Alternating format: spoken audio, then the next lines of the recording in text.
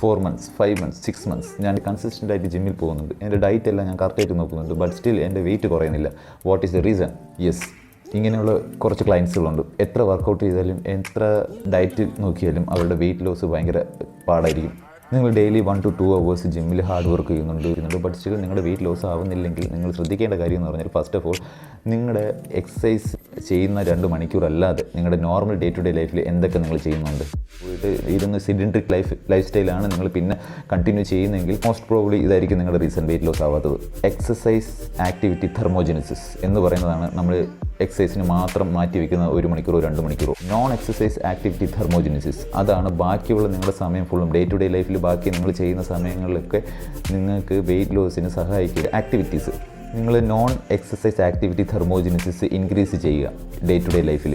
For example നിങ്ങൾ ഇരുന്നുള്ള വർക്കാണെങ്കിൽ 45 minutes, each 45 minutes നിങ്ങൾ stretch ചെയ്യുക.